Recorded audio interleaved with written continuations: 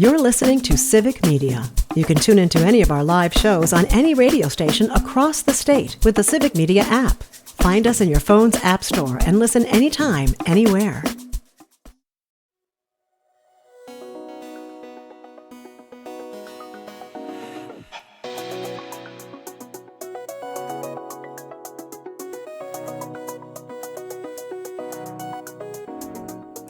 Welcome to the Dr. Kristen Lyerly Show. I'm Dr. Kristen Lyerly, and today I have the absolute pleasure of sitting down with my friend, Dr. Pat McBride.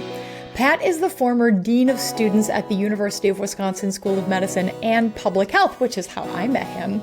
But interestingly, that is not what we're talking about today. It came to my attention a couple of years ago that Pat was also the first bat boy for the Milwaukee Brewers.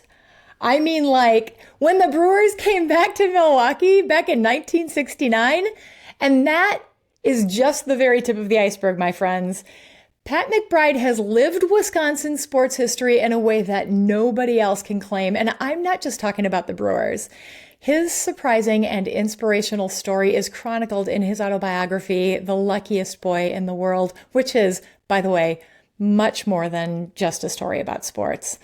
So I asked him to hang out today to sprinkle his world champion good luck. He was the ball boy for the 1971 Milwaukee Bucks and the Green Bay Packers team that won the first two Super Bowls. He has mojo. And there is nobody more needed at this moment in Milwaukee Brewer history to make a little magic, share some delightful stories about Bob Uecker, and to show us all why baseball in Milwaukee is so much more than just a game. I honestly have no idea where this conversation is going to wander off to, but no matter where it ends up, it's going to be entertaining and wonderful. Pat, welcome to the show.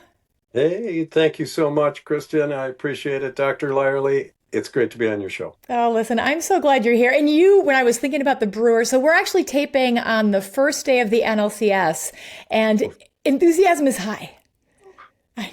Yeah. Go, Crew. Go, Crew! But yeah.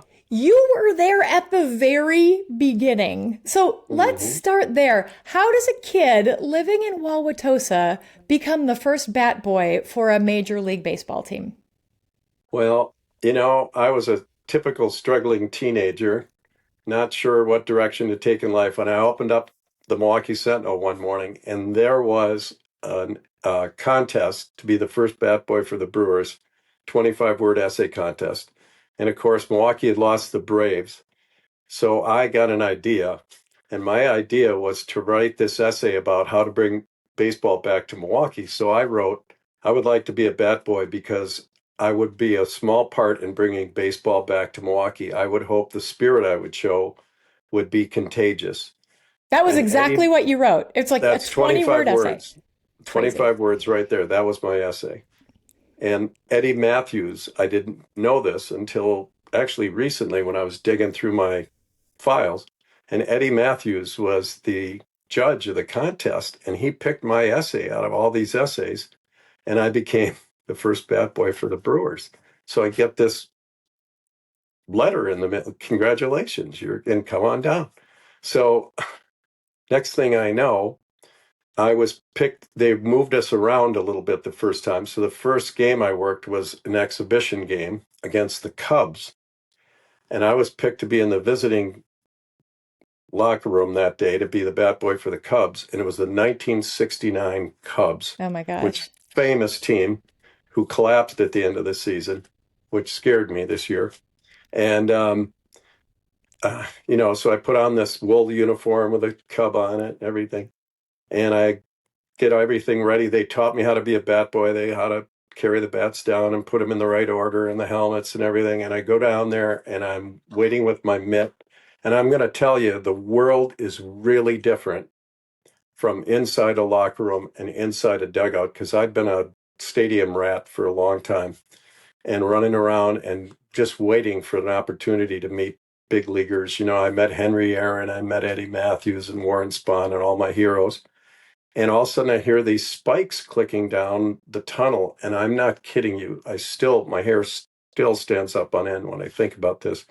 and a guy sticks his head around the corner of the dugout, and he said, "Hey, son, it's a great day. Let's play two." And it's Ernie Banks. Oh my gosh. And he says, "Hey, son, do you want to have a catch?" And I'm playing catch with Ernie Banks. Next thing I know, County Stadium's field. Wow. And then fast forward, I get to, work these games. And then Bud Selig gets the Brewers, and I get a call to be the first bat boy, because I had worked really hard. And I get to be bat boy for the Brewers. He buys those Seattle Pilots. They moved to Milwaukee. And my God, it was amazing. And I'll tell you, the players, special breed of people, because they were just so grateful to be on this expansion team, And interesting, a lot of people don't realize, but that 1970 Brewers team, who'd been the 69 Seattle Pilots, were the team that they wrote a really famous first tell-all book in baseball history called Ball Four. And it was a very funny group of guys. When you work in the locker room with them, you learn a lot about them. And I got to go on a road trip with them, and I got to meet Bob Uecker. How old were you at the time? 15. Oh, geez. Okay. Yeah. I learned to swear.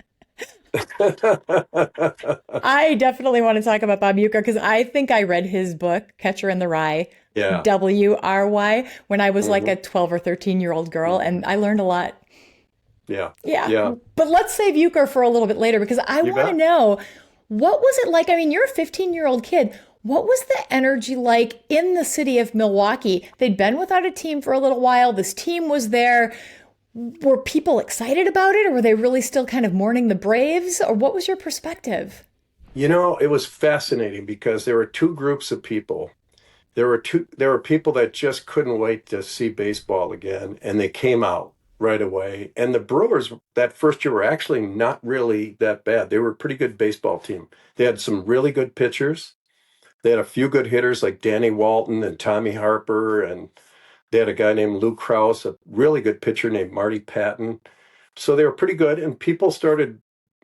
Milwaukee's faithful to baseball, as we know. Look at right now. Oh my God, I'm so excited. I'm going tomorrow night. I'm going to see Peralta versus Ohtani. It's going to be so good. So anyway, but they showed up. But there was a group of people, the old faithful Braves fans, that would show up, and they would make paper hats out of the newspaper. And oh my God, they had scorecards. Those people refused to show up. They would not forget baseball. And I remember, I think it was in the second or third year of the Brewers, they decided Bud Selig would bring the Braves back every year for an exhibition game. And that's when I got to meet Henry Aaron, and Eddie Matthews was on the team. And it was amazing, but people would kind of shun those games a little bit because it was the Braves. But Bud Selig was really clear about, we're forgiving and we're moving on. But there was an old timers game. They decided to have an old timers game, and they brought back the old Braves, Joe Adcock and Warren Spahn and all Billy Bruton and all these guys. And they were in our locker room. And I was like, this is incredible, And those people that hadn't forgiven, Joe Adcock was there. They showed up, and they introduced the old Braves one by one. And I was looking in the stands, and there were all these elderly people dressed like they would have been for a Braves game when I was a kid. And there were thousands of them. And they were cheering, louder for each one as they introduced these players, Billy Bruton, Warren Spahn, and apparently Joe Adcock was like the ultimate Brave. I don't know what it was. But when Joe Adcock came out and he was limping, he was from Georgia. He owned a peach farm. I'd driven by it and people started crying. I mean, I looked in the stands and there were people weeping. And I thought, okay, that was when it changed. And people started showing up in much greater attendance, and baseball was forgiven. And the Brewers kind of took off. And then and that was, I think, the year Robin Yount showed up. And when Robin Yount showed up, by this time I was 19, And I was in the locker room. I'll never forget this. And I remember the equipment manager of the Brewers said to me, "Hey, do you have a friend that wants to work in the locker room? I need another guy and everything." And I said, "Sure, I got this friend of mine. He's a really good baseball player." And his name was Rick Naples. And he eventually became the equipment manager of the Brewers for a short while. He was the assistant to this guy. And he was a dead ringer for Robin Yount. Oh, geez. There were many times Robin Yount didn't want to talk to the press. He was actually a very shy guy, still is a shy guy.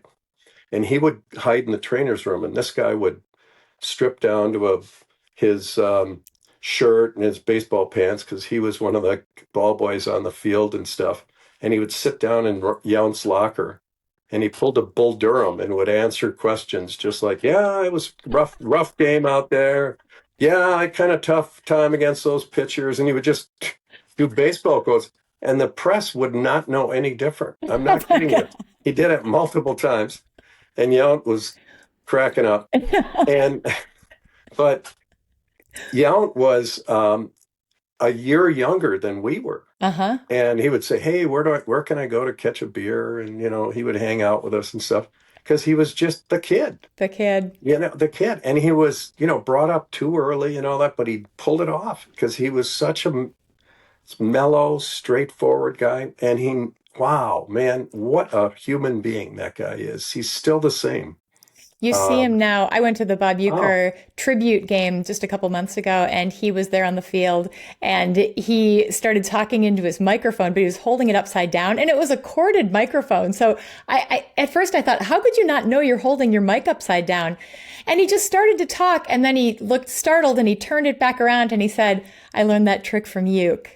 And I thought, that's just perfect. But it didn't seem like the shy Robin Yount that I think we were also used to. Two stories about Yount. Number one, in that movie called Just a Bit Outside, which I recommend everybody watch before this series, I'm telling you, it's on Amazon. Sorry to drop a thing.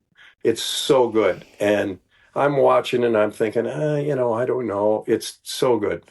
And when Robin Yount cried, that was it. Robin Yount never cries. I'm just telling you, Robin Yount does not cry.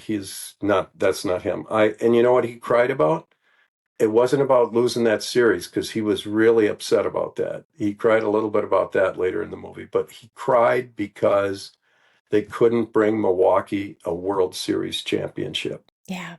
And when I heard that, I was like, oh my God, that's how great a human being he is. With all the narcissists there are and the egos in sports, that's Robin Yount. And number two, when Bob Uecker died, he called Usinger Sausage and said, "Hey, I know how important you was to you guys, and I want to be your spokesperson, and I don't want anything for it. I want to just do it for Uecker."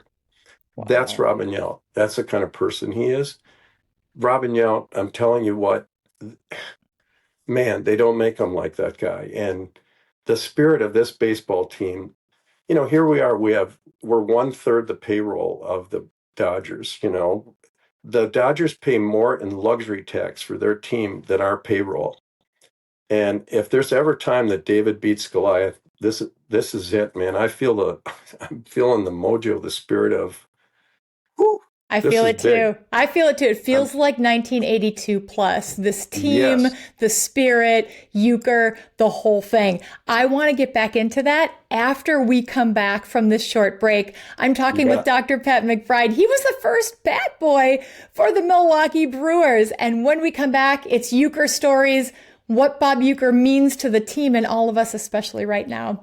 Friends, you are listening to the Dr. Kristen Lyerly Show on the Civic Media app and the Civic Media Radio Network.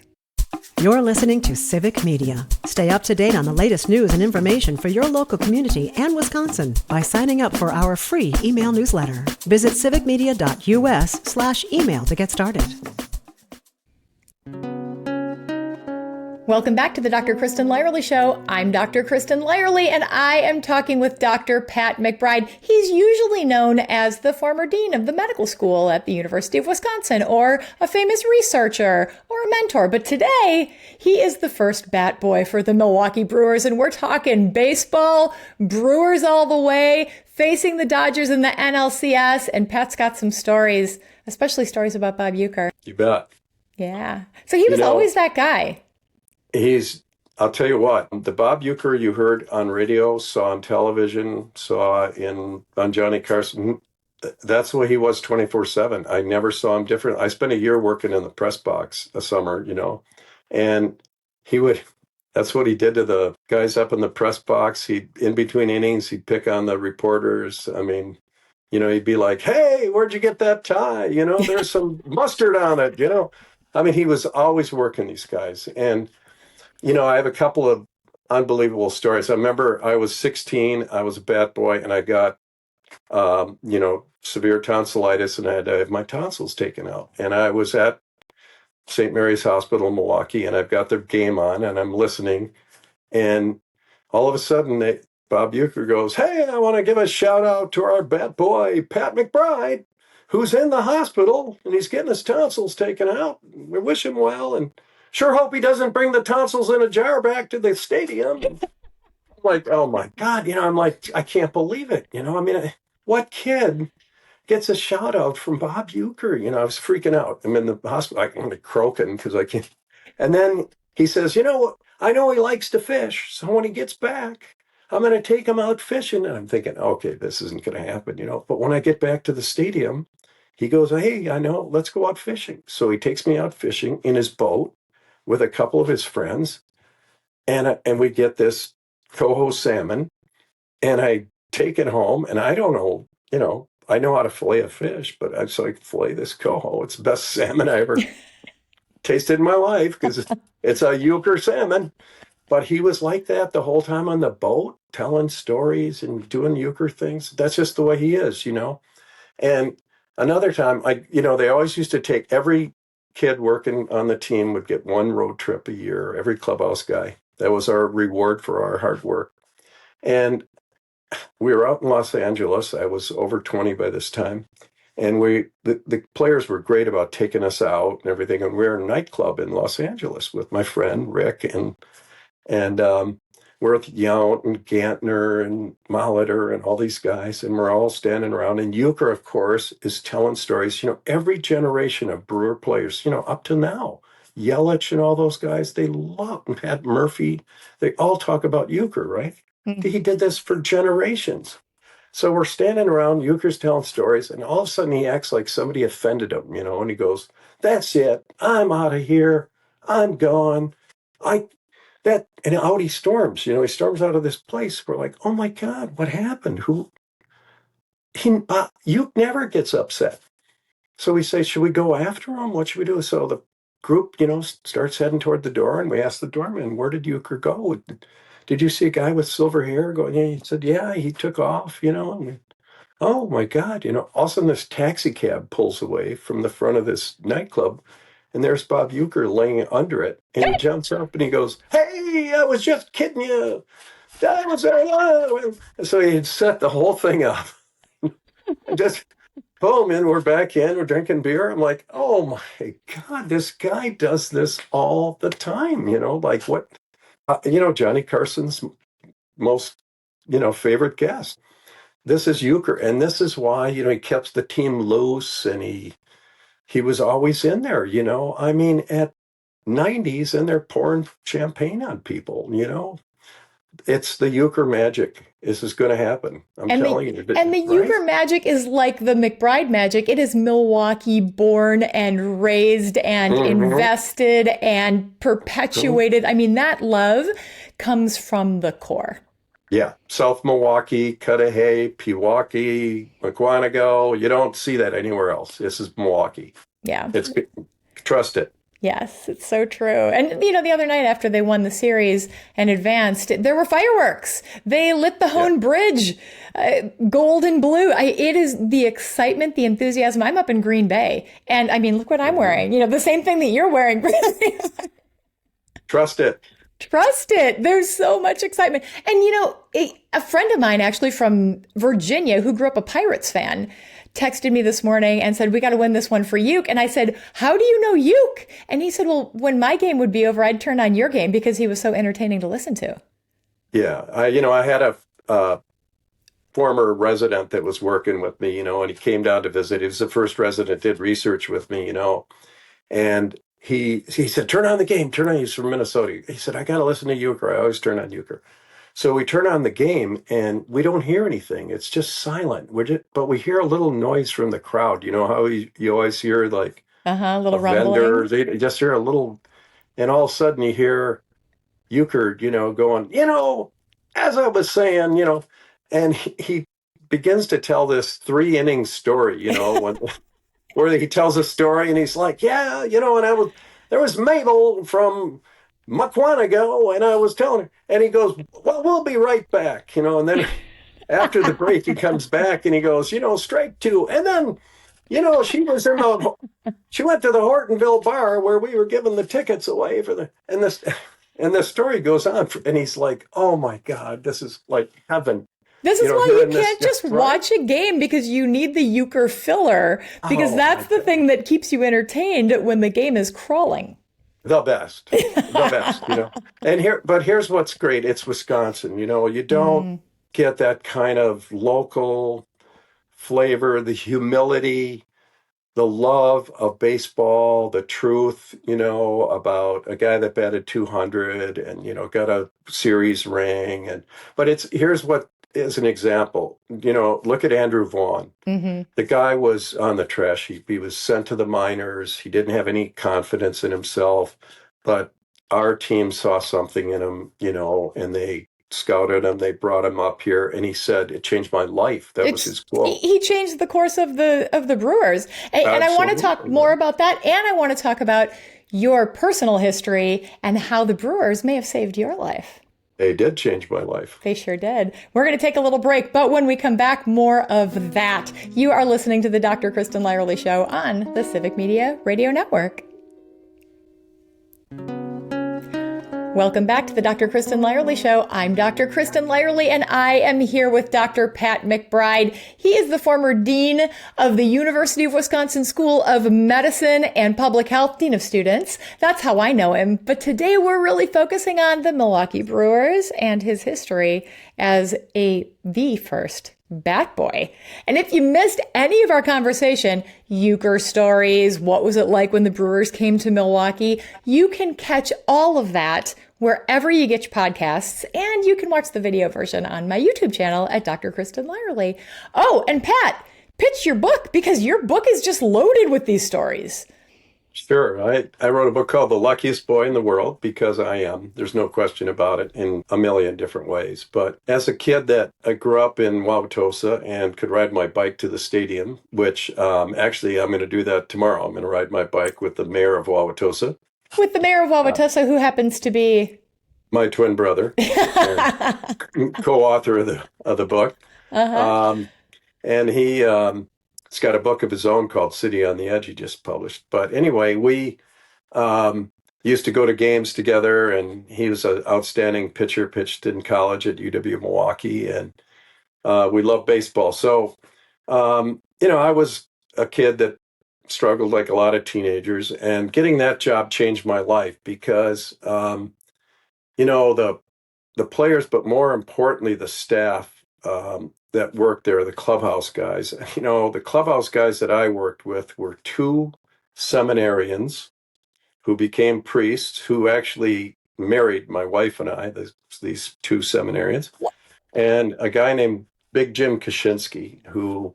That is such a Wisconsin name. Oh, my God. Yeah, Jim Kaczynski, who ran the clubhouse, the visiting clubhouse, for 39 years. He wrote a book called Sox and Jocks, which was very interesting, telling all the stories. And, he met every visiting guy for every team for 39 years. Imagine that. Reggie Jackson, Cal Ripken. We worked the 1975 All-Star game. Henry Kissinger came through that locker room. Howard Cosell, you name it. I met presidents and governors and mayors and it was remarkable. But what I learned in 5 minutes in a locker room was it wasn't, I was ready to meet the stars. I was ready to meet Henry Aaron and Willie Mays and Carl Yastrzemski and Robin Yount, Paul Molitor, and all my heroes, right? And what I found out, it wasn't about their stats and it wasn't about who was a star, because some of the stars were not pleasant people at all. They were not kind to us. I mean, they made our life really miserable in the locker room. They'd come and tear the place apart, or they'd drop their laundry on the floor next to the laundry basket, or Just rude. just be cruel to us, really. But there were also players that were incredibly kind and incredibly nice to us. Players like Yount and Henry Aaron and Kareem Abdul-Jabbar and Bob Dandridge and John McLaughlin and Bart Starr and Ray Nitschke, to be honest with you. I mean, incredibly kind to us and ask us where we went to school. We should remind our listeners that you not only were the first bat boy for the Brewers, but you were also ball boy for the Bucks, and then the first equipment manager and the youngest equipment manager in professional sports history for the Bucks. And I was working on the sidelines for the Packer games, the ones played in Milwaukee. And so 3-sport trifecta for Wisconsin. It was insane. I just can't even believe that. Like when I was reading your book, I'm like, you've got to be kidding me. There's no way that a kid could do all of these things. But yes, it was you. Yeah, but it was also pretty amazing because in those days, those teams ignored the child labor laws. So I would start at 2 p.m. and get home at about 12:30 or midnight. And then to unpack those teams, we'd have to come back a lot of times at about 3 or 4 in the morning. I worked till 5 or 6 and unpacking, and then I'd get back on my bike or in my motorcycle or my car and then drive home and get a couple hours sleep and go to school. And it was, I'd have to pack my homework in there somewhere. But what was fascinating was like Jim Kaczynski or the trainer for the Bucks, my mentor Arne Garber. I was struggling in school at the time, but they saw something I didn't see in myself, and they saw that I had a brain, and I didn't know it because I was called the dumb twin by teachers at school. And they said, we expect that you are going to do well in school. So here's the deal. You can only work this job if you get a 3.6 or greater. Both of them said that to me. Wow. And they said, we want to see your report card every semester. And I was the only kid that they made do that. There were a lot of other kids working there, other ball boys and bat boys. And so I'd have to bring in my report card. And I'm thinking, well, this is a little unfair. But it made me work hard. And I ended up averaging well over a 3.6. And then I remember that I said to the trainer of the Bucks, well, I'm really hoping that I can become an athletic trainer. So I want to learn to tape and stuff. And he said, no, I'm not going to have you do that. And I said, well, what do you mean? I mean, I thought, okay, great. I'm not going to be smart enough to be a trainer. And he said, you're going to medical school. And I was like, my jaw hit the floor. I mean, I couldn't believe it. And he said, no, you're going to follow the doctors around. You're going to shadow them. And I did. And I ended up actually helping take out the gallbladder of one of the trainers. Oh, jeez. And which was pretty remarkable. That trainer that I took the gallbladder out, Tony Spino, was a former Dodger bat boy. Really? And he just called me and he said, what'd be really cool? Let's try to get to a game together where there's a former Dodger bat boy and a former Brewer bat boy. And he said, that'd be quite a picture and a story. Oh my gosh. Yeah. And because we both, worked closely together. I was his assistant trainer. And so I decided to go to medical school. I really, the fire got lit. They really clearly they saw something in you that you didn't see in yourself because you had heard other messages. And you didn't have this great uplifting home life. You had parents who were very successful and who did incredible things, but you had a pretty dysfunctional home. Yeah, like a lot of kids that grew up everywhere, but especially in Milwaukee, the home that made the beer that made Milwaukee famous. There were a lot of cases of beer delivered in my house, almost every day. And my parents were quite severe alcoholics and fought constantly. And house was extremely chaotic and loud. And I didn't want to be there. So having these jobs where I could escape and get out of the house were an unbelievable blessing. And then having these mentors, who would expect that I would find mentors in a locker room? It was incredible. And I would look up to players that were really incredible role models. And I'm going to tell you that, for example, Henry Aaron, I'm wearing his jersey right now. Like The his guy became actual jersey. his actual jersey. He became vice president of the Braves. I mean, this guy was so quiet and humble, but that's who I admired, was somebody that didn't make a show of himself. He was an incredible person. And Kareem was, people didn't understand him. He was very shy and introverted because he was 7'3", I mean, he was always sticking out, He could get no quiet space outside the locker room. Inside the locker room, he was a genius that played chess with Lucius Allen, his friend, and talked about jazz. And guy has written, I think, 29 books now, and he's got one of the best podcasts and Substacks. He's an incredible person. I still get to see him when he comes to Milwaukee, and he's brilliant. And so he was a guy I really looked up to. And same with Oscar Robertson, who runs 5 different businesses. I mean, I had really great role models when inside that locker room. Isn't it interesting how you can come from this really dysfunctional, challenging family life and find your mentors in a different place and then recognize it and do the same thing with your professional life? Because that is what you have done with so many doctors and so many people who are serving the people of Wisconsin and far beyond. Yeah, I still do it every day. I'm met with a student earlier today, and I'm meeting with, pre-med, pre-nursing, and pre-pharmacy students, trying to help them, pre-PA, do the right thing to find their path and, on their journey to get into school, because somebody did that for me. Mm-hmm. Well, and speaking of somebody doing something for somebody, I don't know if I ever shared this personal story, and it's not nearly what your story is, but I also lost a parent to alcoholism, my dad, when I was in the 6th grade, and it just happened to be 1981, right before the Brewers were amazing. And for some reason, I got fixated on the 1982 Brewers, maybe just because they were in the news all the time or whatever it was, but this 11-year-old girl loved them, knew what the lineup was, knew what the buzz was. This is before the internet, right? So I was paying attention. And as they were making their way through the playoffs and doing this incredible stuff and making us believe, because none of the wins at the end of the season were easy for them. They had to fight for every little bit of it. And that, for some reason, just really buoyed my spirits. And I still, when I watch that documentary, Just a Bit Outside, and you mentioned it earlier, it's on Amazon right now. If y'all haven't seen it, it's an amazing documentary by itself. But if you are a Brewers fan, you need to see it. Watching it, there were so many moments where I had tears in my eyes, just thinking about Gorman Thomas and seeing Cecil Cooper and Ben Ogilvy. And, Paul Molitor was my favorite. They did so much for me just by being themselves and just by winning and just by watching what the rest of the community was doing when they were winning. It really felt like it just pulled us all together. Yeah. Milwaukee is so fortunate of the size of the community that it is to have teams, professional sports teams like this. I mean, Green Bay, Wisconsin, the community owns the team. Yeah.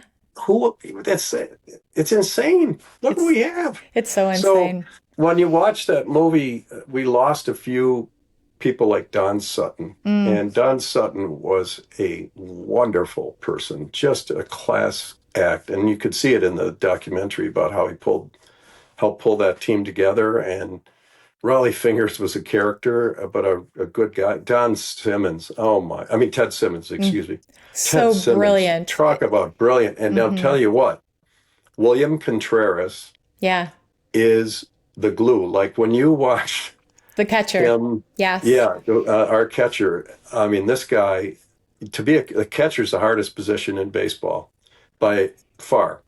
And pitching's not easy, but a catcher. So when the Mizorowski was struggling in one of those games, he was throwing wild and he was throwing 104 and throwing it all over. You could watch him push his mitt down and just say, calm down, and then pull it toward him, saying, just pull it to me and do all this stuff and calm him down and go out to the mound and talk to these guys. I mean, he's brilliant. He's experienced. It's really important. So Ted Simmons was the same thing in 82.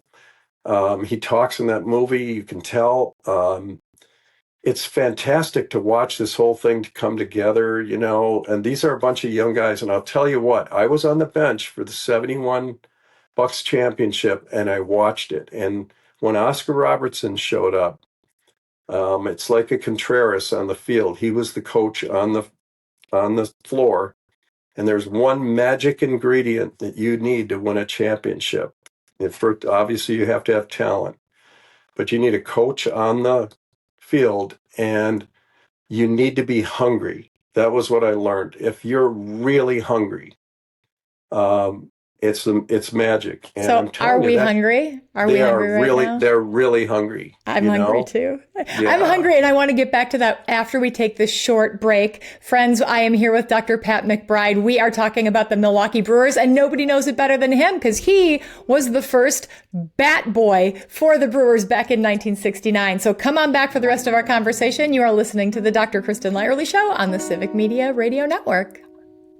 You're listening to Civic Media. Find the latest news, information, and archives of all your favorite shows on the Civic Media website, civicmedia.us. Welcome back to the Dr. Kristen Lyerly Show. I'm Dr. Kristen Lyerly, and I'm talking with Dr. Pat McBride. He is a physician, a leader, a researcher, but also the first bat boy for the Milwaukee Brewers, and he's telling us stories. Stories about Bob Uecker, stories about the city of Milwaukee. He's a Tosa native, and stories about the people of Wisconsin and why sports means so much to us. And when we left off in the last segment, he was saying, Milwaukee is hungry. We're hungry. Are you hungry? Here's the question. Was the goal to beat the Cubs or to win it all? And that's sometimes, the goals, we've got to make the playoffs, But this is different this year because they didn't want to make the playoffs. They needed to get past this first round, right? And they've done it. So they believe their goal is to win the World Series. They know it because we've been to the mountaintop, but we didn't get to the, right? We've been to the mountaintop so many times. Right? Yes. So you grew up and you saw 82 and your heart was broken. I cried so hard when Gorman Thomas was just fouling because he didn't want to be the last guy. Yes. And the point of 82, the movie about 82 was these guys are now, they're my age and they're saying, oh my God, if I woulda, coulda, shoulda. Yeah. And that's what Uecker always used to say, woulda, coulda, shoulda. And they're saying, I'm not doing it. Mm-mm. We're going to win this thing. So it's extraordinarily hard to win a championship. It takes everything. And, to see Bryce Terang break out and to see Andrew Vaughn doing what he's doing when he was in AAA at the beginning of the year. And there's pitchers that like Chad Patrick that was in the International League and in minors at the beginning of the year.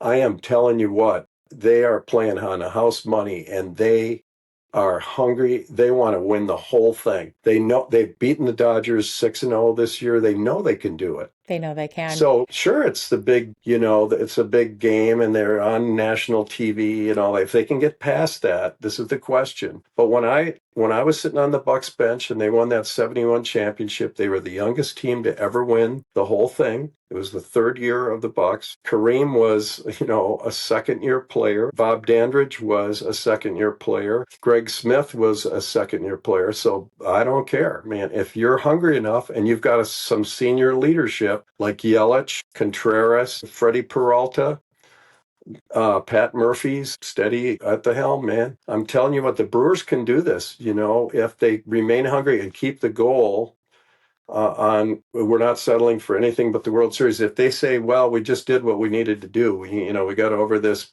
first hump, we beat the Cubs and now we're in the National League. That's not it. If they I agree with you. We haven't won a World Series. They just seem, watching Christian Yelich before the last game, he was so focused. It was almost like he couldn't get through the interview because he just wanted to get to the game. And you could see Contreras had this like determined look in his eye, seeing him out there on the mound, talking to Uribe, getting him to settle down a little bit so that he could finish out the game. I mean, these guys want it. I bought pocket pancakes today at Costco, I'm going to carry them around with me everywhere I go. I'm folding pizza and putting it in my pants. But you are biking to the game tomorrow with your brother to get a brat. And what's your plan? Yeah, well, I'm going to be hoarse. I'm going to be cheering. But I'm more of a student of the game, because one of the best things that happened to me about baseball, people can say, oh, baseball's slow and it's boring. It's not, because it's so strategic, like when you are listening to the broadcast or you're watching it, what is this guy going to throw to this guy, because he's a fastball hitter. He can't hit a slider, or it's a cutter. This guy's got a four-seam fastball. He's got a knuckle curve, or he's going to hit to the opposite field, or, it's all strategic. It's an unbelievable game. It's one of the greatest games that's ever been created, Where are they playing this guy? All of a sudden this guy hits this line drive that should be a hit, but the guy was playing in exactly the right position. So it's so exciting. If you're being so strategic, can you get sucked into all of the excitement? Because I don't get the strategery, but I definitely get the enthusiasm. And I know, and you know, that the Brewers and the Packers and the Bucks, sports means so much to so many of us here, not just in Wisconsin, but other people who are listening and watching. I mean, I was in Boston last week, and when I told people I was from Wisconsin, they were joking around, "You're a cheesehead. I bet you like the Green Bay Packers. They're great." There is something about Wisconsin that's really about our sports that really sets us apart. Well, it draws people together, it's part of community, like you could say it's sports and athletes are overpaid and all of this, but you know what? It brings us together. There's nothing like a Packer game and everybody comes together and it's joyful, with all the other craziness we have going on right now. This is one thing that unifies us, and we have this community. We know what it's like when we don't have it, when we lost baseball. And we know what the Brewers mean to everybody. And everybody in that crowd is not any kind of political party or division or race. It doesn't matter. We all love this team, and we all are rooting together for one common purpose. And that's what it's all about. It's about love, and it's a small market. It's the smallest market in baseball. Go Brew Crew. Are we going all the way this year? I believe it. I do too. Uecker magic. Uecker magic. No, we have. No, I'm going to be serious for a minute. We have pitching. It's been fantastic. We have. We're playing it the right way. People said we can't hit home runs. Guess what? I saw 3 solos the other night. I'm just saying. Just saying. I mean, I think we can do this. I really do think we can do it. I do too. I think it comes from the spirit of the community. I think it comes from the players. They're hungry. I think it's all of us. Pat, we have home field advantage. We do. Yes, we do. I am so grateful to you for hanging out with me today, of course, but for everything that you do in your sports life and especially your real life. Just thank you for being an amazing human being. Well, thank you for doing what you do. You are really the pride of our community up in Green Bay. So bless you. Team effort, my friend. Yes. Dr. Pat McBride, physician, former dean, researcher, but most importantly, the first bat boy for our Milwaukee Brewers. Friends, if you missed any part of our conversation, you can always find it on civicmedia.us and wherever you get your podcasts, and on my YouTube channel at Dr. Kristen Lyerly. And as always, we love your thoughts. So find me on any of the socials, send me a message, and let me know what you want to talk about. Many thanks to Abraham Lyerly, our producer, and Nick Tierman, who wrote the theme song for our show. And until next week, you're listening to the Dr. Kristen Lyerly Show on the Civic Media Radio Network. The national news cycle never stops, but it can be hard to find news about your local community. Civic Media is dedicated to providing quality local and state news coverage across Wisconsin. With the Civic Media app, you can get notifications about local stories that matter to you and your community. Find the free Civic Media app in your phone's app store and choose notifications from the menu to tell us what kind of news you want to hear about.